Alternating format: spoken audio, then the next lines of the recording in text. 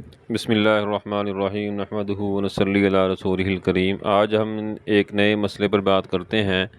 کہ سحری کے بغیر روزہ رکھنا کیسا ہے۔ تو آئیے اس پہ تھوڑی گفتگو کر لیتے ہیں کہ سائل کہتا ہے کہ رات کو روزے کی نیت کر کے سو گیا تھا، لیکن صبح الارم نہیں بجا اور آنکھ نہیں کھلی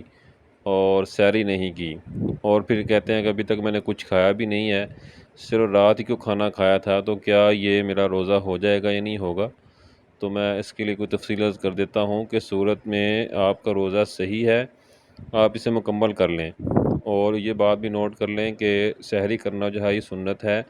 یہ فرض یا واجب نہیں ہوتا۔ تو لہٰذا رات کو سحری کھانے کے لیے آنکھ نہیں کھلی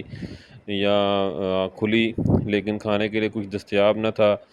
تو سحری کے بغیر ہی روزہ کی نیت کر کے روزہ رکھ لینا چاہیے، کیونکہ روزہ تو فرض ہے بھائی، اس کے بغیر تو گزارا نہیں ہے۔ اور احادیث میں سحری کھانے کی بہت ساری فضیلتیں آئی ہیں، اس لیے سحری کرنی چاہیے۔ تاہم رمضان میں اگر کسی کی آنکھ نہیں کھلتی اور رات سے ہی روزے کی نیت ہو، یا صبح اٹھ کر کچھ کھانے پیے بغیر نصف النہار شرعی، یعنی صبح صادق سے لے کر غروب آفتاب کے وقت کا نصف، یہ نوٹ کر لیں آپ، جو نصف النہار ہے وہ اس کا ٹائم آپ نے صبح صادق یعنی کہ جب سحری کا وقت ختم ہو رہا ہوتا ہے اس وقت سے لے کر غروب آفتاب تک جتنا بھی ٹائم ہوتا ہے اس کا آپ نے ہاف کر لینا ہے، اس کو ڈیوائیڈ کر لینا دو حصوں میں۔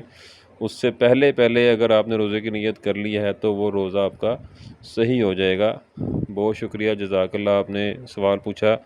مزید سوال پوچھنے کے لیے آپ کومنٹس میں بتاتے رہا کریں، انشاءاللہ آپ کے سوالوں کے جواب آتے رہیں گے۔